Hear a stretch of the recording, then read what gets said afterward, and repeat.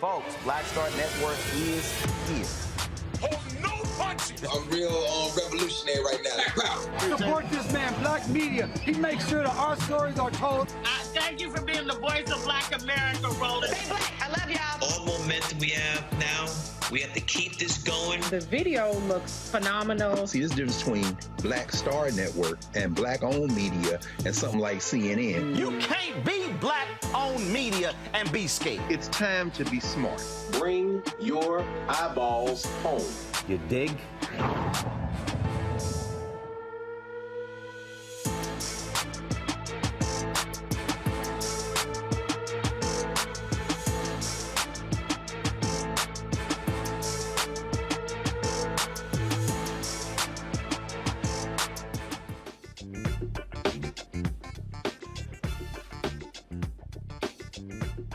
Coming up on Roland Martin Unfiltered, from JSU TV at the campus of Jackson State University.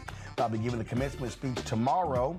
We're live, of course, on the Black Star Network. Brittney Griner, she is headed home. There's been a prison swap, and after spending the last 9 months in a Russian prison, the WNBA star is headed home. We'll show you what President Joe Biden had to say, as well as Brittney Griner's wife, and talk about the family of Paul Whelan had to say. He is the Marine who is being held there for 4 years. So we'll discuss that. Nola Haynes, of course, is going to be on with us, a national security expert, discussing that. Also, a 77-year-old Colorado grandmother, y'all. She's at home alone. Denver Police SWAT team storms her house looking for an iPhone, destroyed the place. 8 officers in full body armor. Wait until we show you the video. They tear up her home. She's not happy, and she is now ready to sue. Colorado ACLU is assisting her. I'll talk with the executive director tonight. After 3 days of testimony, the prosecutors in Texas have rested in the case of the former officer, on trial for the murder of Atiana Jefferson. We'll tell you about that. And also, he is the youngest mayor in the United States. 18-year-old brother, elected mayor in Arkansas. We'll have him right here on Roland Martin Unfiltered. Also, in today's Marketplace segment, a Black-owned company that features one-of-a-kind African-shaped bags, belts, wallets, and other items. We'll talk about their culturally inspired products. All that and more. It's time to bring the funk on Roland Martin Unfiltered on the Black Star Network. Let's go. He's got it. Whatever the miss, he's on it. Whatever it is, he's got the scoop, the fact, the find. And when it breaks, he's right on time and it's rolling. Best believe he's knowing. Putting it down from sports to news to politics. With entertainment just for kicks, he's rolling. It's on go, y'all. It's Roland Martin, yeah. Rolling with Roland now. He's funk, he's fresh, he's real, the best, you know he's Roland Martin now.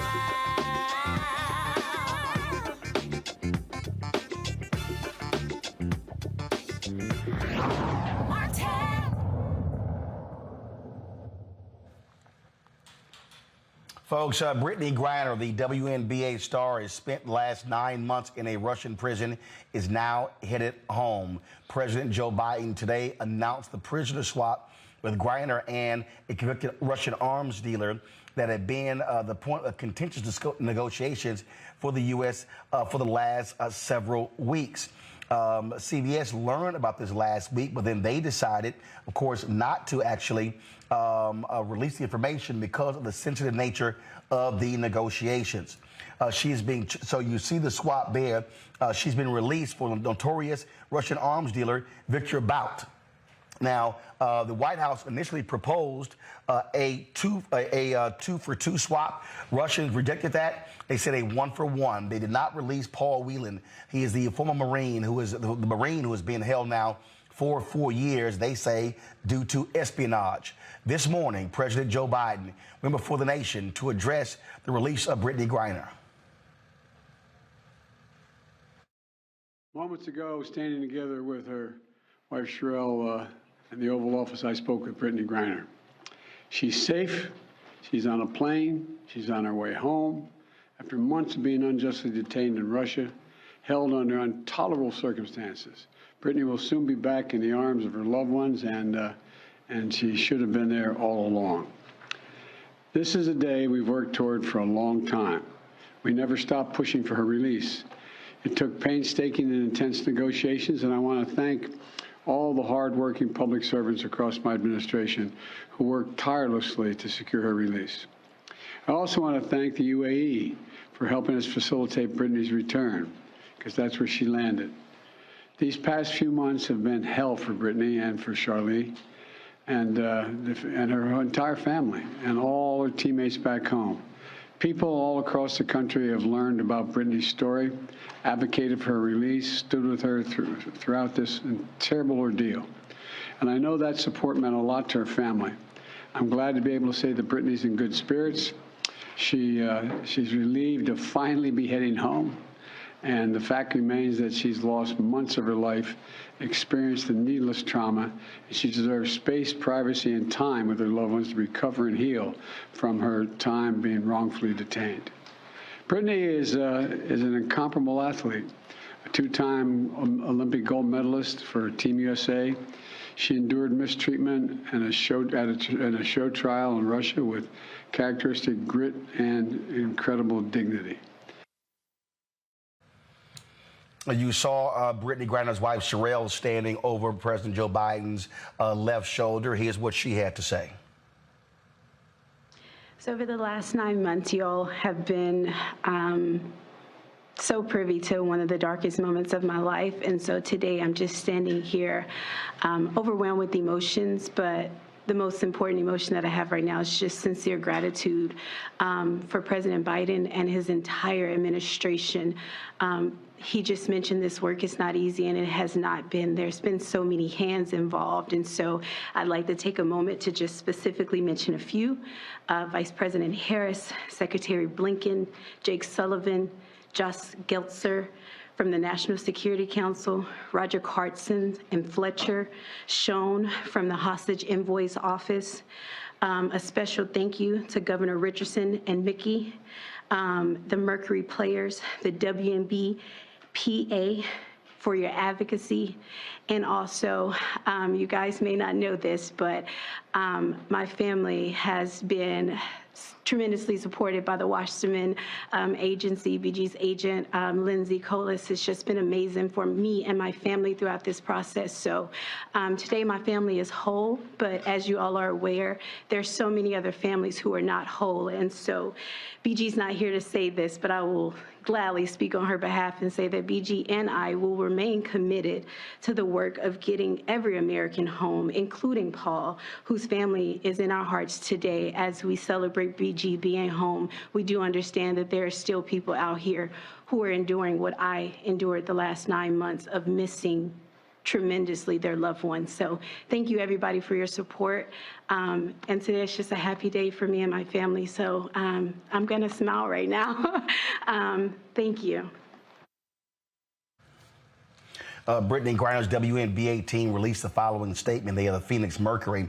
They said, miraculously, mercifully, the count of days detained has ended at 294. And our friend, our sister, is headed back home where she belongs. The emotions for our organization, just like for our fans and so many across the world, are those of joyous celebration, deep gratitude, grief for the time lost, and sincere hope for all families still awaiting the return of a loved one. Now, the deal was the second one in 8 months between the United States and Russia. As I said, the United States failed to negotiate the release of Paul Whelan, an American Marine who has been held the last 4 years on espionage charges there in Russia. Joining us right now to explain what all this means is Dr. Nola Haynes. She is from Georgetown University School of Foreign Service. Doc, glad to have you here. So we've seen all of a sudden a lot of Twitter negotiators and foreign policy experts in international politics who are whining and complaining, saying, how dare President Biden leave a Marine behind? Well, first, Whelan was also there when Trump was in the White House.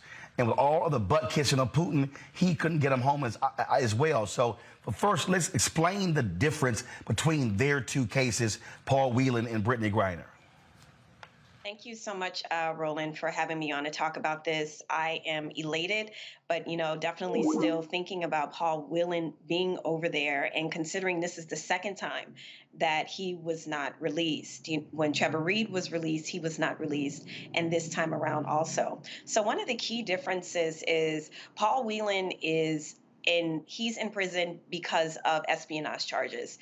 That's a really big difference from having oil in a vape, in a vape pen. That is a huge difference. And although Paul Whelan has said he was innocent of all the charges, espionage holds a larger cost than what Brittney Griner was over there for. And I said it the first day on Tiffany Cross's show when we all found out about Brittney Griner, that her her imprisonment was political, and I continue to say that. And also, you have to understand, strategically speaking, Vladimir Putin isn't exactly in a position he thought he would be in at the start of the invasion in Ukraine. I'm pretty sure that he thought by now he would be celebrating by having, taken Ukraine back into reforming the USSR and pushing, into other countries, but that's not the situation. So Vladimir Putin is very aware that he is not in a driver's seat. However, in a situation like this, the state that is holding Americans does have a lot of power. We cannot negotiate with ourselves. We have to come to the table, and at the end of the day, they are the decider. And the one thing that I will say that gives me so much joy is what President Biden said. People have no idea how many people were working on this day and night. And it broke my heart to see the comments about the Biden administration doesn't care about Brittney Griner, and if she were a man, it would be different. It is an insult to people who literally get up every day, and this is their job. This is what they do, not only just for Brittney Griner, not only just for Paul Whelan, but for Americans that are in prison around the world. This is real work. And I know a lot of people got their Twitter degrees today in foreign policy and international affairs, but this is a very real situation. And I just want to express my gratitude, especially to the State Department and so many different entities across the Biden-Harris administration that made this possible. The point you just made there, I think, is an important one that people don't quite understand. We're talking about sensitive negotiations here. We're talking about when you're dealing with when you're dealing with an actor like Putin. He holds all the cards. We're not trying to give up this Russian arms dealer. Okay, we're trying to get Griner back, and so folk don't quite seem to understand when you don't hold all the cards. Frankly, you're at the mercy of someone else. That the adversary or your perceived enemy has a vote too, and in this situation, that absolutely is the case. I heard comments and I saw things on social media like, "Why don't we send Navy SEALs in? Why can't we just go and get her?" And I want to express something. This situation highlights why it is important for people that look like me and people that look like you, Roland, to actually be educated in foreign policy and international affairs. It's a reason why people like me are in these rooms, need to be in these rooms, advocating for these exact situations. And not only that, but to come back and to educate people on an area, that Americans, frankly, across the board, just really do not pay much attention to. And in this very politically charged environment, people will see a meme on Instagram or see someone tweet something without it being sourced, without it being credible, and they will take it and they will run with it, and that is dangerous. It's actually one of the things that Vladimir Putin is counting on. I mean, he knows our pressure points better than we do. He understands identity. He understands race and gender. He understands all of those things. And all you have to do is just pump social media with a lot of misinformation and disinformation. And in Brittney Griner's case, that is exactly what happened. But I'm happy today that a lot of hard work, a lot of hard negotiating paid off. And, for all of those, new foreign policy experts, I really want to give you the challenge to say, like all the TikTok challenges, actually really start to learn about this stuff. Foreign policy matters for your life here in the U.S. There is no difference between the connection between national security and foreign policy. It all matters. So hopefully this will be an opportunity for people to actually get in some of these, wonderful programs and get educated in these sorts, on these sorts of things, because we need to be in those rooms. We need to be in those spaces. Well, again, first of all, you got to remember we have to deal with the same, experts when it came to vaccines and stuff along those lines. So that's what you get these days. I had to blast Micah Parsons, who plays with Dallas Cowboys, who sent out some stupid tweets this morning. First of all, he tweeted to Biden, "We still not going to be voting for you." And then a bunch of people say, "Well, who the hell is we?" And then he tweeted something to the effect of, we left someone. He goes, "Wait, no, we left a Marine? Hell no." Then he got lit up by folks like me and others.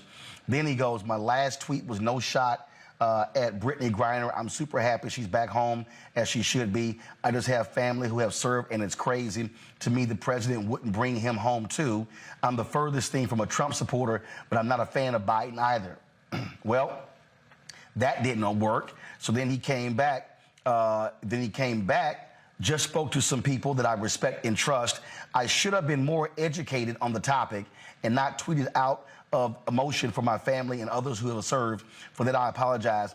Also, if what I'm told about the attempts to bring retired Marine Paul Whelan home are true, then the best outcome was accomplished. I pray Mr. Whelan comes home, but I'm extremely happy for Brittney and her family. I am not too prideful to admit when I made a mistake. Well, that's what happens when, again, you're a damn football player and you don't know a damn thing about public policy. That's where you keep your damn mouth shut and you ask somebody first before you tweet. Mm-hmm. This idea of leaving him behind, it's like as if your mom dropped you off at your grandmother's house and then she wanted to go out and so she just left you there. It's not like that. It's not like the U.S. said, "You know what, we'll take Brittney and we're just going to leave Paul." That is not what happened. It was a deal that was you either take Brittney or nothing at all, because you're not getting both. People need to understand that this is strategy. This is Putin holding on to one of his last pawns on the chess table. His strength is waning. His strength is waning, and he understands that. So he needs something. He needs some sort of leverage. And Paul Whelan, unfortunately, is now also caught up in this game that Putin is playing, because he illegally invaded Ukraine, and he is not winning the way that he thought he was going to win. So he still needs to save face. If we would have got 2-for-1, Putin would have looked incredibly weak. And that is the last thing that Vladimir Putin wants, is to look weak.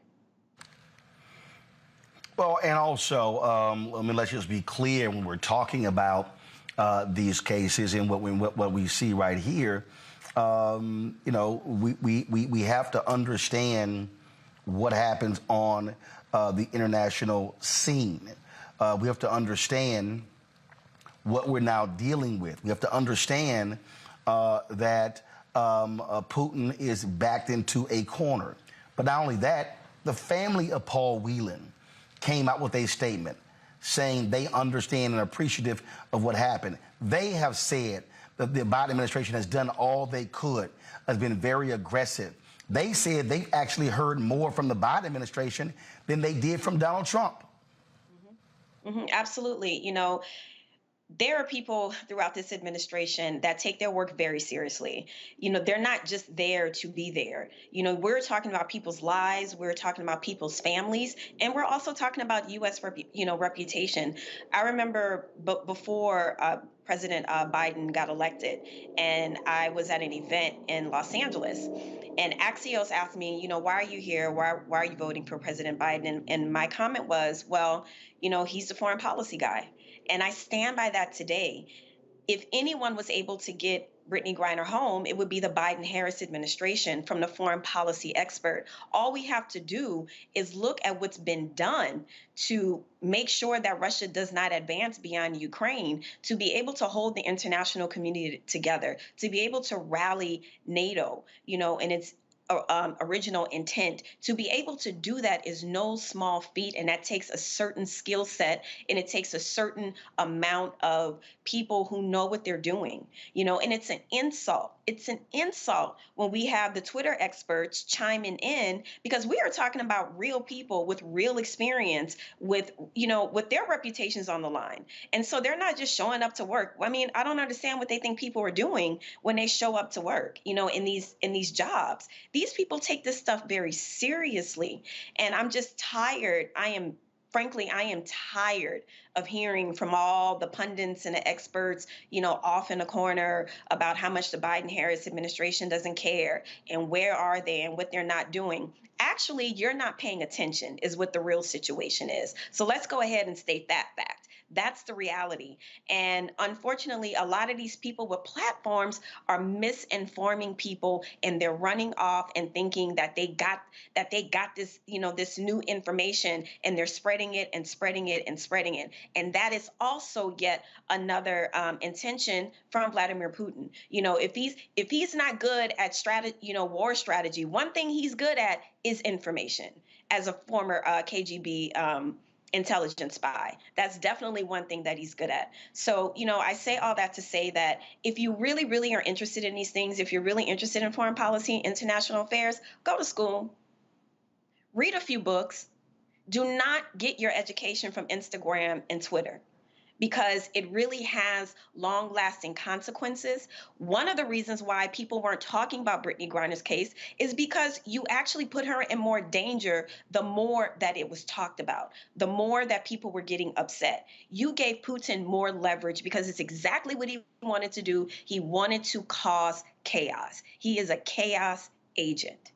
And so I'm just happy today that Brittney's on a plane and on her way home to her wife and family. And I hope that we give her the space and grace that she deserves, and also continue to pray for Paul Whelan and his family. I'm going to bring my panel right now, Erica Savage. She is founder of the Reframed Brain podcast. Reese Colbert, founder of Black Women Views. Dr. Greg Card, Department of Afro-American Studies at Howard University. Glad to have all three of you here. Reese, I'll start with you. There were a lot of people who were advocating for Brittney Griner, WNBA, the league, the NBA, WNBA players, NBA Players Association, a number of other folks out there, a lot of African-Americans as well. And so, you saw a groundswell of folks, pushing and prodding this administration. And the State Department said that external pressure was indeed important. By keeping the attention on this issue. Absolutely. First of all, thank you, Dr. Haynes, for breaking it down. It's so good to be with you all today, and we're celebrating the release of Brittney Griner. And I think it's important to point out that this was not an inevitable result, and it did come as a result of the pressure externally and a result of the galvanization of the Biden-Harris administration and other partners like Governor Bill Richardson to bring BG home. And it's a damn good thing that we had a community that was actually tuned in and very much supportive about this, as opposed to the armchair quarterbacks in the comment section on social media who just learned about the Merchant of Death, Paul Whelan, and hell, even Trevor Reed and Brittney Griner's case today. And so this really is something that is to be celebrated. It was a huge injustice to Brittney Griner. And, it just goes to show the fact that there's any controversy at all with this kind of deal being made, how much Black women are still undervalued in this society. So I'm really side-eyeing people that want to say hashtag Black Lives Matter, but are willing to throw Brittney Griner under the bus. And be clear, if you are against this deal, then you're siding with Putin, holding a Black woman as political prisoner. And the other thing I just want to point out is that it's very important to note that this is a very comparable deal to the kind of deal that the Biden-Harris administration made for Trevor Reed when they gave up Konstantin Yushchenko earlier this year to get him back. And I did not hear the armchair quarterback saying, well, why did y'all leave Paul Whelan behind? Y'all shouldn't have made no deal if you can't have Paul Whelan come. I didn't hear any of that energy about a white man. I didn't hear any energy about having a one regular white man being exchanged as opposed to a basketball player. I didn't hear any energy about the severity of the charges that Trevor Reed was incarcerated for as opposed to the $100 million cocaine charges that Konstantin Yushchenko was held for. So anybody who has a comment about we let somebody go for weed, for a drug, for a arms dealer, where was that energy when we let disorderly conduct go for $100 million of cocaine? You didn't have it, so shut the hell up today. Erica? Yeah, first of all, thank you again, Dr. Nola Haynes, for breaking it down. Always excited to hear a national security expert on instead of the Twitterticians. And, you know, this is BG Day. I have spent all morning celebrating BG, listening, cutting people up, back and forth in text. And I think one of the things we think about in terms of this is that we've talked about it on this program before. We are not privy to a lot of the work that happens behind the scenes. We heard Dr. Nola talk about, what do you think these people do every day? They clock in and they go to work. And a lot of that work is not made into an Instagram reel. It is not made into a Twitter space. It's not something that people can see, but the work is happening. And I've talked about this very briefly before, being involved with the freeing of a political prisoner, and his freedom happened in 2020. And I can say during that year of 2019 that we were traveling back and forth in country, the conversations that were happening on a high level, the places that we visited as a delegation and coming back, and the conversations that were happening back and forth between very high level lawyers and people that were a part of countries, is that the work that you don't see behind the scene is the work that we see it when that person is freed. And being able to meet that person made me think about, immediately I was able to meet him and his wife and his children when I saw a video of Brittney Griner today, and I think that her locks were cut.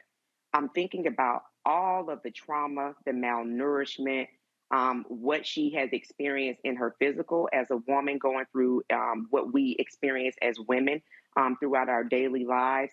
And I'm thinking to myself, I really, really do pray that as she goes into different airports, that she's not triggered by any of the experiences that she has, but especially when she gets home, that she's in a place, hopefully a place, not necessarily her home, but in a place where she can get the rest and the medical attention she needs. We often hear this about people that are constantly causing trouble, your Kanye's and things like that. Folks are always talking about their mental space, but now is the time to really transfer or give that to a person who has gone through an extraordinarily traumatic experience. And I can share with you from sitting with a person who was a political prisoner that finally got to a place of where they were actually safe with their family, the coming down from that, the being able to feel relaxed and not to have to look over your shoulder, to be able to have a good night's sleep takes incredible time. I hope that people will actually take off the comment section and just sit with the fact that this human being that has experienced traumas that many of us will never have to experience before in our life, that she's home and she gets the necessary treatment that she needs, however many months or years that takes for Brittney. But this is her day for her and her family. Very grateful to the Biden-Harris administration and all of the diplomatic and foreign people doing the work and did the work to make sure that she gets to a place of safety. Mm-hmm. The Russians released a video of Brittney Griner boarding a plane and also speaking for the first time. Go ahead and roll that. Brittney Griner getting released from prison and on her way back. Take a listen to her on the plane. What's your mood? Happy. Happy? Well, are you ready for long flight? Yes. Yeah. Yes, I'm ready. Good. Ну, вы знаете, куда вы летите? Do you know where I'm heading to? No. No? No. You fly back home? To the U.S. To the U.S. Okay. What a pleasure it is to say this. Here is a first look. Greg Carr has indeed been a long, guys, kill that video. Greg Carr has indeed been a long 9 months. And for Brittney Griner, it's over. I hope it's over, but as Erica said, I mean, there's reintegration into life, and I would say this: don't ask Brittney Griner any foreign policy questions. Okay, she got caught up.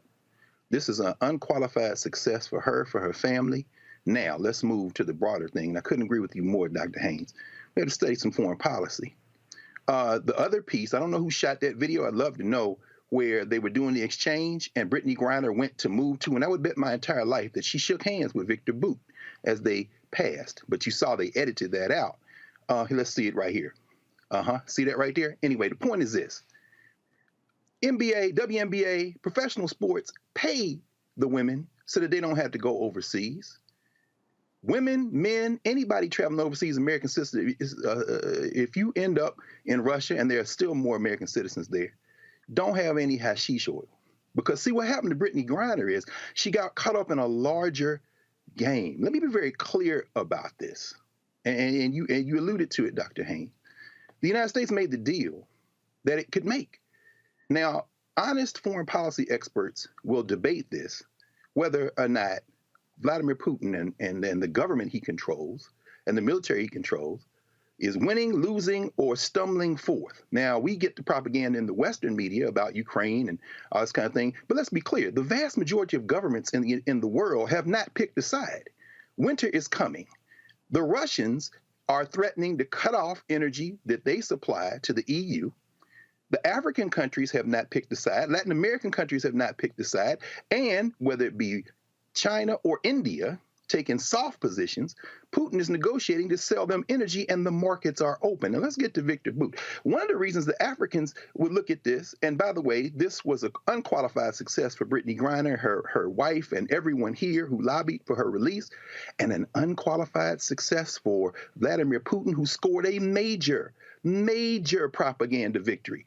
Victor Boot gave an interview from prison with the New Yorker back in 2012, and he said, they will try to lock me up for life. He was in prison at then. He said, but I'll get back to Russia. I don't know when, but I'm still young. Your empire will collapse, and I'll get out of here. Let me be very clear about who that man is right there. You see, everybody on the continent of Africa would like a word today. One of the reasons they haven't picked to side with the United States, regardless of the United States foreign policy pressure trying to make the African countries side, is because that man right there, who cut his eye teeth in the mid-90s in Afghanistan with war, is responsible for pumping guns into Angola under UNITA and Jonas Savimbi, who, by the way, was a darling of Orrin Hatch in the right wing of the United States. He was responsible for pumping guns into Eastern Congo in the largest war in Africa with the most loss of life in a war anywhere in the world since World War II. He was responsible for giving guns to Charles Taylor and that crew, setting off violence in Liberia and neighboring Sierra Leone. And when they caught him in Taiwan, oh, no, Thailand, it wasn't Taiwan, it was Thailand. He was setting up a deal in Colombia. That man's not just responsible. I don't even get into Libya and all that. The bottom line is this. That man's responsible not for tens of thousands, not for hundreds of thousands, but for millions of deaths around the world. And finally, I'll end with this. Brittney Griner is and was a pawn in a much larger game of foreign policy. Russia is not only not even close to being finished in this, it is not, and it's not certain at all how this is going to turn out. And the United States of America, making the only deal it could, probably did that as much as a blow for propaganda as it did for anything else. So I am unqualifiedly happy for, fought for, lobby for Brittney Griner's release. And let's also be clear, two things can be right at the same time. In the rest of the world, Vladimir Putin scored a major victory today. I want to go back to Nola. Nola, and let me be clear. I'm not blaming Brittney Griner for anything, but I do, Nola, want to speak about this. You know, 16 years ago, producer Dallas Austin was jailed for a month in Dubai for having 1.26 ounces of cocaine. He was pardoned. There were people like Lionel Richie, Quincy Jones, Senator Orrin Hatch, and others who prevailed on the Dubai government to release him, and he can't return to Dubai ever again. Brittney Griner had been arrested. There were many other athletes who were aware of what was happening with the tensions between Russia and Ukraine, and they were leaving. While she was going there, many of them were leaving saying, hey, it's unsure. Can you just speak to why it's important, first and foremost, for folks to be very well aware of what's happened internationally, so we're not walking into a situation where, as an American, you're getting caught up in international conflict? That's one. But two, also understanding the rules and laws of other countries. And what we may think is fine and legal is not always the case in other places. We've seen other examples where this has happened as well. Thank you so much for asking me that question, because it's so important. And just last night I was at a talk regarding China overreach, which talked a great deal about rising nationalism in China and anti-Americanism in China. And I start there not just to call China out. I mean, that's perfectly fine.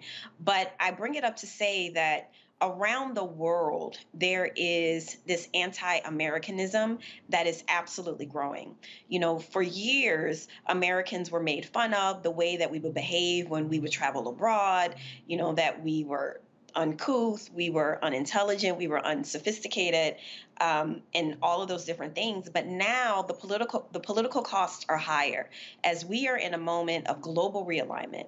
You know, after all this is said and done, will Russia maintain its superpower status? You know, will China be the bipolar state along with the U.S.? So right now we're still trying to figure out, like, what is going to happen at the rise of the dictator, the rise of the autocrat, as you know, we're just kind of seeing in East Africa, civil war there, the coup yesterday in Peru. There are a lot of things going on around the world, the protests in Iran, and the fact that they are openly proliferating uranium. So there are so many different situations around the world, and Americans need to be aware of those political situations and not just being eager to take a pic for the gram. No, it's a lot more serious than that. Just like even during quarantine, how all those Americans fled to Tulum, Mexico. And they were like, y'all not coming here with y'all mess, you know, just so you can be on social media and you can be in some, you know, quote unquote exotic location. We need to be more mindful of how we present ourselves when we travel. And then also, Roland, like you just said, the laws of that country. For instance, I remember when I was in Dubai, I was there doing Ramadan. And I was one time walking up the street and I was chewing gum. And I caught myself. I was like, wait a minute, I'm chewing gum and it's Ramadan, right? And it's because I actually took the time to actually read, you know, every single state has a website. You know, you can go to the Department of State's website and read about different countries and read about the different advisories, read about the different religious traditions that they have, the season that country may be in. This is all about really self-education, especially when you travel right now as an American. It is quite dangerous around the world. We do not have this swag and cachet of Americanism that we once had. I was in Italy when Trump was the president, and I cannot tell you how many people just stopped me and were like, how did that happen? What happened? Like, what happened to America? And a lot of people around the world are asking that question, what happened to America? And one of the things that the Biden-Harris administration is trying to do is to recoup that reputation, but we have to earn it back. We've lost our trust around the world. We have to repair our reputation, and people need to be aware when you are traveling to countries, especially non-democratic countries, you need to be aware of what's going on in that country, because what's going to wind up happening, you get caught up in something, and the first thing you're going to want to do is go to your embassy and get someone from America involved to get you out of a bad situation. We need to do our own self-education. And I'm not just talking about doing a quick Google search. I'm talking about actual going to the country's website, going to the U.S. Department of State's website, and get educated about what's going going on in these countries. That is, the onus is on us when it comes to that. And we need to not go with our American arrogance when we're traveling around the world, and we need to be a little bit more humble when we're in someone else's backyard. Last point for you, Nola.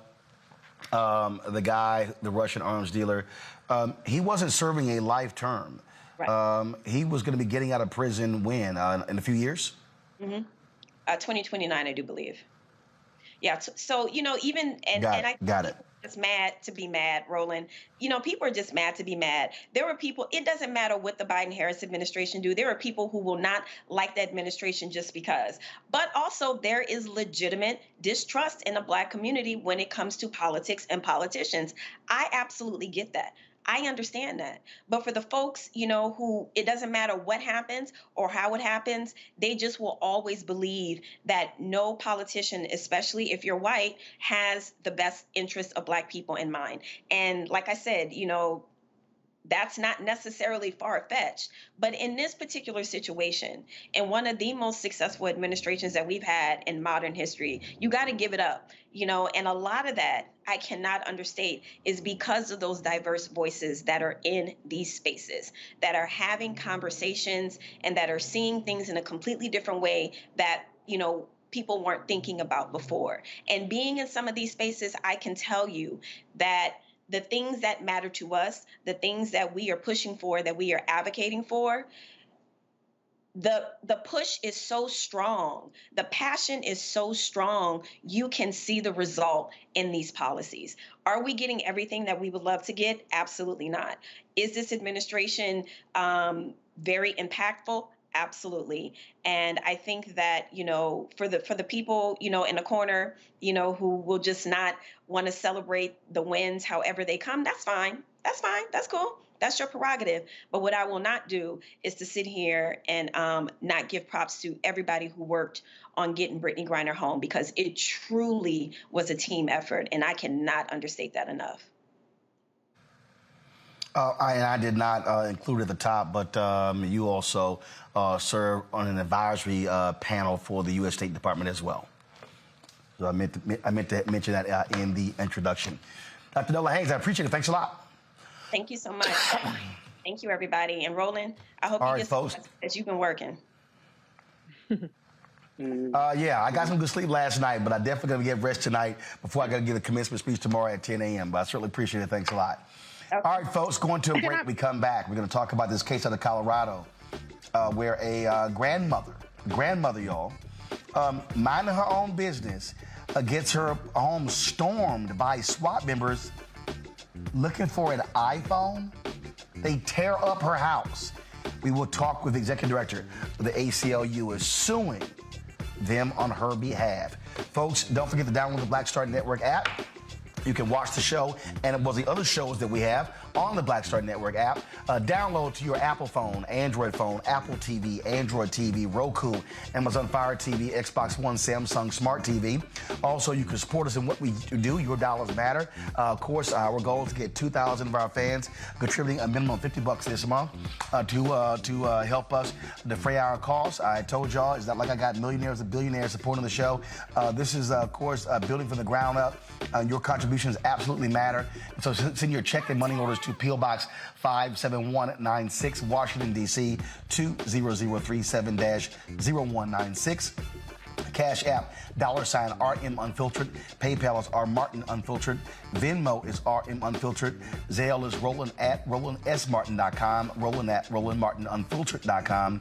And of course, get a copy of my book, White Fear: How the Browning of America is Making White Folks Lose Their Minds. You can get it at all bookstores. And you can also capture it online as well. Amazon, Barnes & Noble. Order through your favorite Black bookstore or download your copy on Audible. All right, folks, I'll be right back.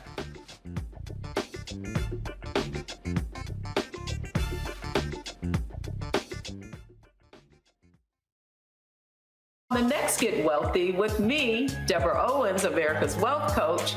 Inflation is on the rise. Interest rates are high. Can you still thrive during these uncertain times?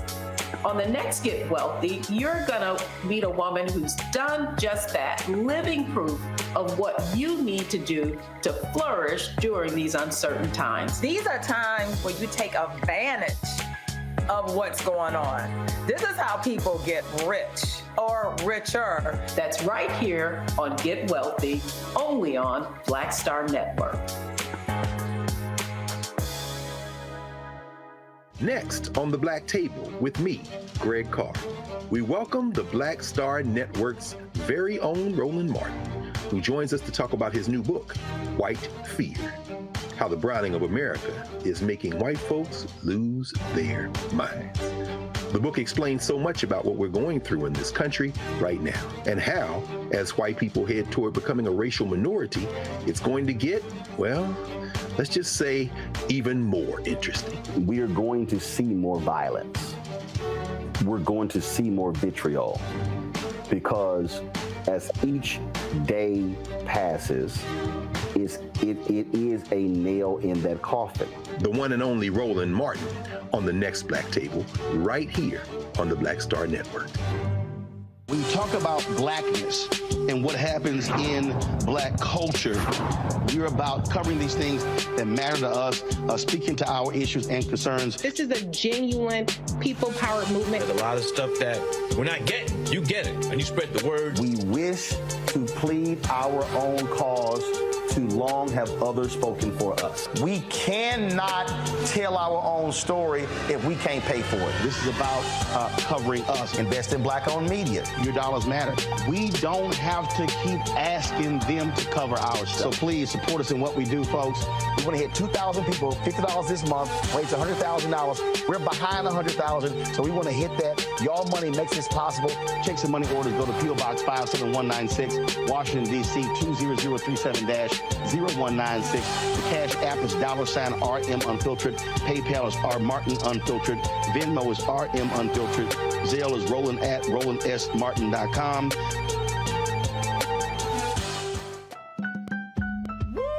We're all impacted by the culture, whether we know it or not. From politics to music and entertainment, it's a huge part of our lives, and we're going to talk about it every day right here on The Culture with me, Faraji Muhammad, only on the Black Star Network.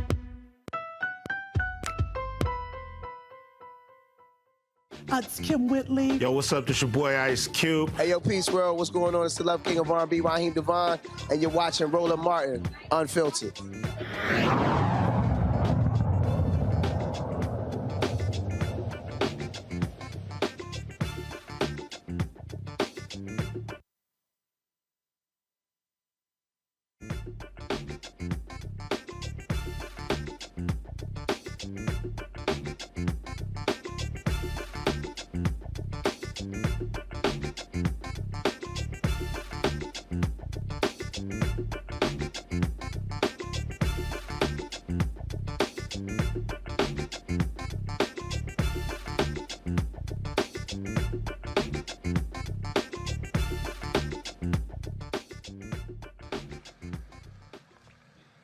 All right, folks, this strange story out of Colorado. A Colorado grandmother is suing police for a tragic mistake where they absolutely ransacked her home. Ruby Johnson filed a lawsuit against the Denver Police Department Detective Gary Stabb. Now, Stabb issued a search warrant after using a Find My iPhone app to find the location of several stolen items.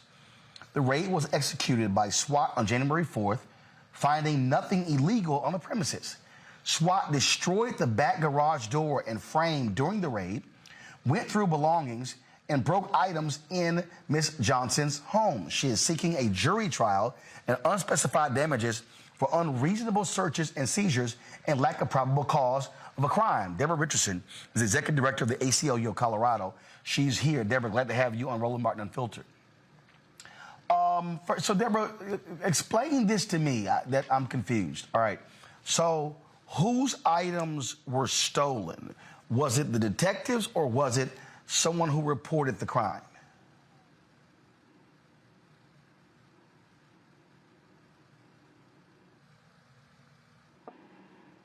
Deborah, can you hear me? I can. Okay, so explain to me what happened here. Was it the detective's items? Was it somebody who reported the crime? What was the deal here? Well, what happened was that there was a report of a truck that was stolen, and the person whose the truck was stolen said that in the truck that there was some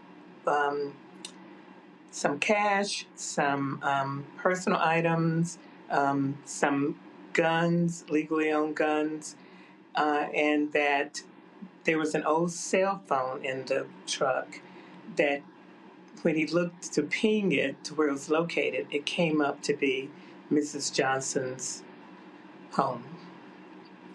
And so the police, taking only on his word and with the ping that they saw, went ahead and got a search warrant. So you had a DA who signed off on the search warrant and a judge who signed off on the search warrant without any additional investigation, no surveillance whatsoever, and they showed up at Mrs. Johnson's home that morning. Okay, so they pinged an old cell phone. So that was in the cell. Okay, so look, I've got 2 iPhones right here. I got 3 iPads, and a MacBook. So I understand how that works. So was this cell phone on the property, and so how did they arrive at her house? The cell phone was in where the cell phone was in the vehicle that was stolen. So the plaintiff said that there is a old cell phone in my truck, and when I look on it, it pings at this particular address. And the detective, of course, looked at the phone and got the same results, and then chose that to be exactly where the money of the truck was located. But it was not. That ping covered a 6-block radius. Well, a 6-block. Wow, really? Yes. When we looked at it and did the investigation, it covered a 6-block radius. So it was not pinged exactly to that address, even though the police felt that it was. They didn't do any second investigation or backup to determine if that was the exact location. So what I'm trying to understand is, and look, I've seen officers arrive at scenes. I can't think of, first of all, what was the value here? 'Cause I don't understand 8 SWAT members. Hell, that's a hostage situation, not a stolen vehicle with some cash and an iPhone. You're absolutely right. Not only was with the 8 officers that you saw, they had blocked off both sides of the street. They had a helicopter going overhead. I mean, they came in with the full force of that police department to investigate that home. Yeah, I mean, I'm watching this video right now, and they're breaking the door open.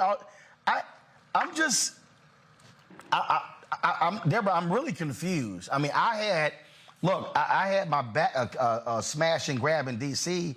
My backpack was stolen out, and I had a laptop and 2 iPads and a hard drive and some other stuff, some cash and a passport. I can't imagine the cops sending 8 SWAT officers blocking off the streets, and they're in full military gear over some stolen items. That is correct. So what they believed, though, was based on what was reported that perhaps there was some illegal activity going on. But they couldn't specify what that illegal activity was. But because they had done it... But hold on. I'm confused. Hold on there. I'm confused. How do you know it's legal activity if you don't have surveillance? That's exactly the point. Based on testimony from an individual, based on the ping that they saw, the cell phone that they had in there, that they came up in. Right. No other surveillance, no other investigation. It went full-blown permit to go in and ramshack her home.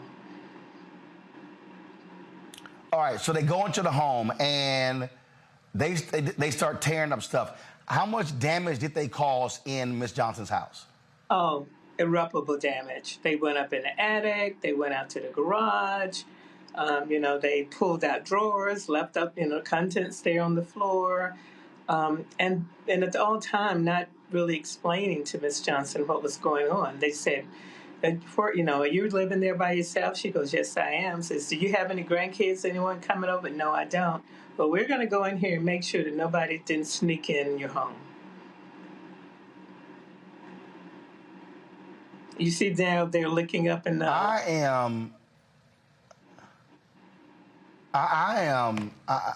This is crazy. Has the police chief, the mayor, offered any kind of apology to what happened? Actually, that is exactly what happened. The police chief did issue a apology, said they were not going to defend it, that they were going to investigate their policies and procedures and look at how it could be corrected. So it was so egregious that they felt they did not have any choice but to admit they're wrong and to attempt to put in place. Now, let me just stop and say this. This is not the first time ACLU Colorado has filed a suit against the Denver Police Department. We just settled the case just early this year in March because of their overuse of force with the George Floyd protests that happened here. So this has been a form. Absolutely crazy. Absolutely crazy. Well, Deborah, I am quite sure y'all have a fairly easy case with this lawsuit, and I hope that this sister gets all the money that she can for what she's had to endure. Right. And Roland, what I hope that that I know you probably have already done this, but we need to have some conversations about the militarization of the police force. I mean, no police that is there to defend a community should have these kinds of weapons and be trained to use them. These were weapons that meant to go into war, not down resident streets and in people's homes. I got you. All right. We appreciate you joining us. Thank you so very much. Thank you. Greg Carr, what? I mean, they rolled up in there like there were 20 kilos of cocaine in the house. Well, it may as well have been because the woman's a criminal for being alive. You remember The Wire? Remember there was a time when Daniels and McNulty were going to arrest Avon Barksdale. And Barksdale and Bell were upstairs on the second floor of one of the drug spots. And the two cops that are in charge are sitting in the car, and across the street is every damn police in the city of Baltimore with the battering rams and the guns. And one says to the other, look at these Delta Force MFers. And at that point, Daniels, the brother, comes out and says, we're not going to need you today. And they all look all disappointed. They open the door. People walk out and get arrested. They walk upstairs, handcuff Avon Barksdale, and walk away. The point of what they did to this sister was to get out there and play with their toys. The last thing that sister said was the thing. They didn't make a mistake. They got all this over-militarized stuff. They got all this stuff, all this decommissioned federal stuff. I was in Baltimore the day after what happened with Freddie Gray, and every kind of cop in the world was up there. They had the Manic Police, the damn Clydesdales walking down the on-ramp on the highway. I'm seeing tanks come around with little bobblehead white boys with little soldier helmets at the top, look like they was 5 years old. The police look for an excuse. Look at these Delta Force MFers. The bottom line is this, 38 years ago in New York City, the police were called on a 60-plus-year-old woman named Eleanor Bumpers. The damn New York City police unit called emergency service. Why? She was like $98 behind on her rent. They murdered her. This lady right here is going to get rich, but that ain't the point. Them white boys going to do it again. That's what they do. They got guns. They want to point them at somebody. This ain't going to stop till we stop it.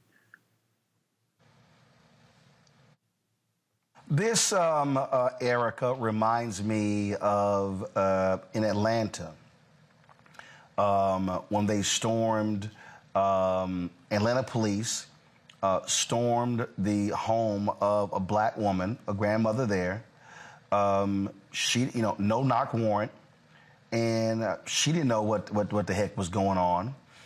It was Katherine Johnson. It was Katherine Johnson. She was killed by undercover police officers, and this was 2006. And they entered her home, and it was a botched drug raid. Well, she didn't know who the hell was coming to her house. She fired at them.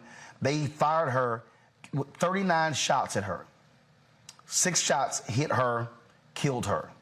And then, of course, we found out later, one of the cops actually planted marijuana in her house after the shooting to try to cover it up. And, I mean, this is just a perfect example of just how crazed and deranged police are, and how do you even remotely defend this? There's not one person involved in this who should still have a job. Absolutely. And they should have to answer for it in detail. They're not police officers, because police officers, law enforcement, are really taxpayer-funded service, right? These are all-out stormtroopers. I think we've said that in that verbatim or around about that language, but these are stormtroopers. We're talking about a woman who's nearly 8 years old, a retired United States postal worker. We're talking about a woman who has raised her children, that was in her home minding her Black senior business when this happened. And of course, immediately thinking about, again, irreparable trauma that has been imposed on this woman who has lived through civil rights, who has lived through Vietnam War, who's lived through some things in our country, to then have her country turn up this way to her. And even thinking about in the piece that your team sent, Roland, and reading about how Ms. Johnson, because of the trauma that she experienced, she had to leave her home, and she went to live with her daughter for some time, and then went to live with her son for several months. And I believe it was the youngest one of whom these stormtroopers, when they completely broke into her home, since the warrant was a no good warrant, when they broke into her home, completely destroyed her home and broke fine collectives that she had, one of which that her youngest son gave her. And so just thinking about, she does not feel safe in her own home,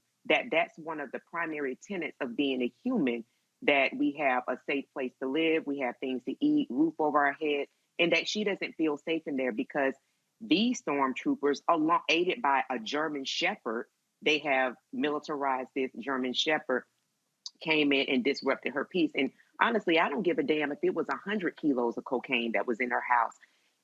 Cocaine cannot get up and physically do anything. What should have happened was that stormtroopers should not be able to arbitrarily, no matter what their rank is create an affidavit, create some type of warrant that says that, well, this is the reason why I need to go into the citizens' homes. There really does not need to be a way that they're able to come into our homes without there being some type of proof of something demonstratively horrible happened in that house. As you said, talked about, Roland, that there would be a hostage situation. You would see the need to have more people engaged. But the fact that none of those things happened, and now we have a woman who in her later years of life engaged, endured this type of trauma, really does say that, you know, as much as we talk about a number of stories, when people think about getting involved in communities and what can they do, get involved with your local community to make sure that on the local side that these things aren't happening, that our seniors feel safe. Do what you can.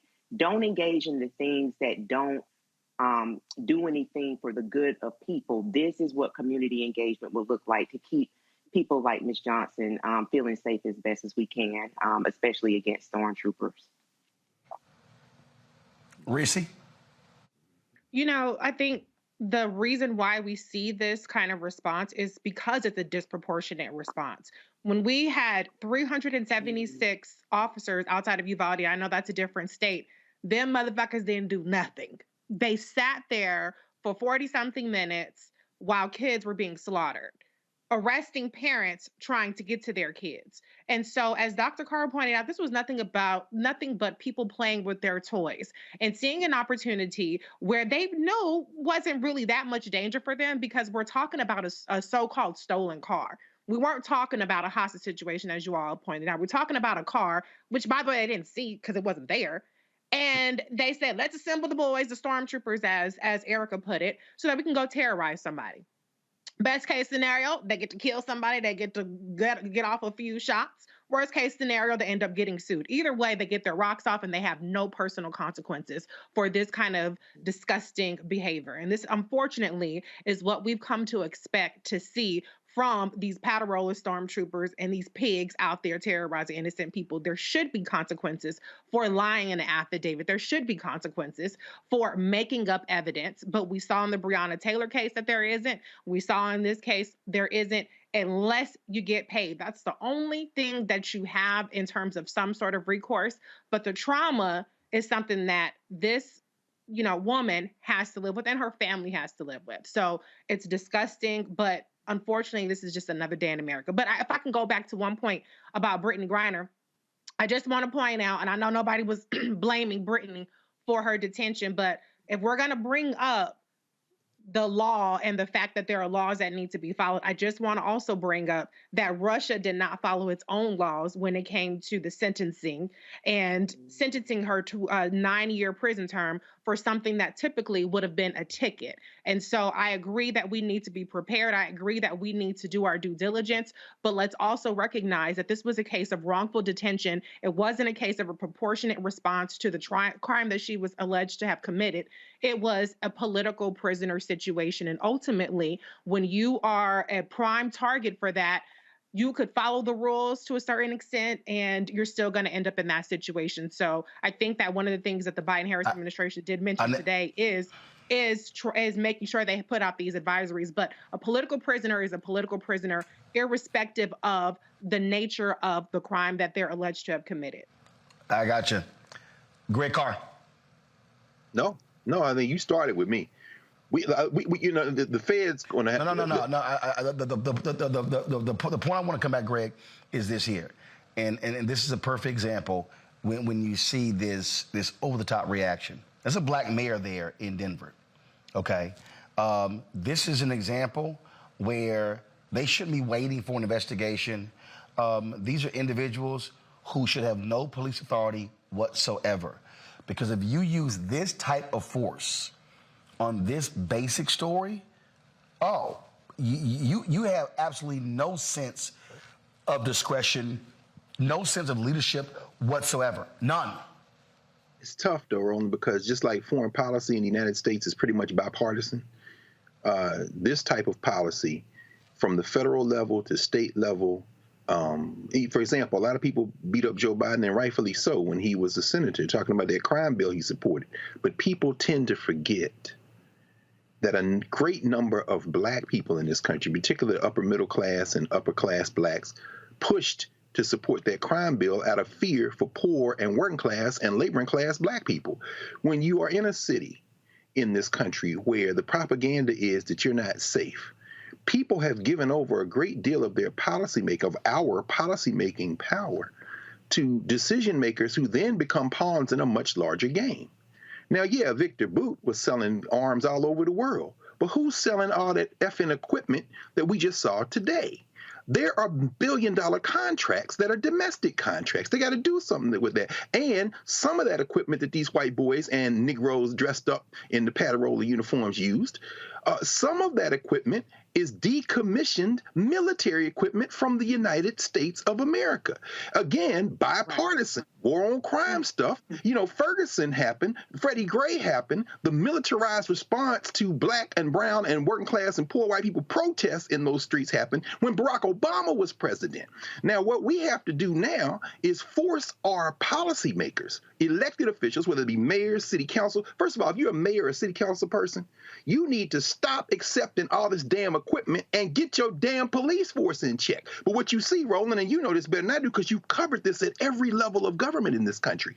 The minute you get a mayor or a city council that say they're not going to do that, if you were one of them white nationalist states, they try to take that power out to the county or to the state legislature that they're getting ready to try to employ with this new Supreme Court case they argued yesterday. They're trying to take away people's ability to stop this kind of foolishness. And then finally, if you're at the federal level, Congress people, senators, executive branch. If you are at that level, you got to be a policymaker now that says we're going to cut off these damn contracts to these arms dealers that are domestic and get these tanks, get this flak jacket stuff, get these AK-47s, get these assault rifles out of the hands of these 18 to 26-year-old Call of Duty playing, steroid pumped up, kill everybody moving white boys. This is bigger than simply slapping them and getting a lawsuit. This is much bigger than that. It's an interlocking thing. Indeed. All right, folks, hold tight 1 second, and we come back. He was elected the youngest black mayor in the country, 18-year-old Jalen Smith. We'll talk to him next, right here on Roland Martin Unfiltered. I'm broadcasting live from JSU TV on the campus of Jackson State University, where I'll be giving the commencement address tomorrow morning. Folks, be sure to support us in what we do. Download the Black Star Network app, available on all platforms: Apple phone, Android phone, Apple TV, Android TV, Roku, Amazon Fire TV, Xbox One, Samsung Smart TV. Support us as well by joining our Bring the Funk fan club. Check and money orders go to P.O. Box 57196, Washington, D.C. 20037-0196. Cash App $RM Unfiltered. PayPal is R Martin Unfiltered. Venmo is RM Unfiltered. Zelle is Roland at RolandSMartin.com. Roland at RolandMartinUnfiltered.com. And of course, get a copy of my book, White Fear: How the Browning of America is Making White Folks Lose Their Minds. Available at all bookstores. Get it from Amazon, Barnes & Noble. Also download it from Audible. We'll be right back.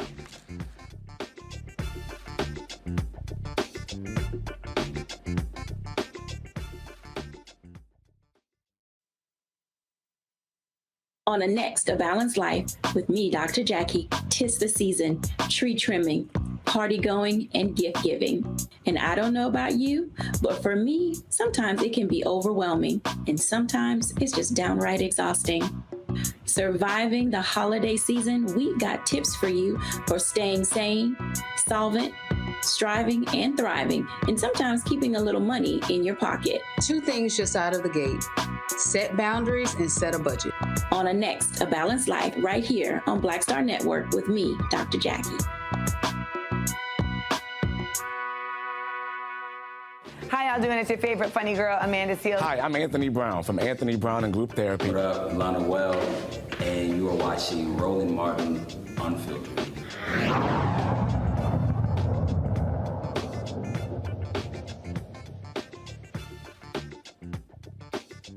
All right, folks, welcome back to Roland Martin Unfiltered. In Texas, the prosecution in the Antonia Jefferson murder trial, they have rested their case. The defense will present their case on Monday.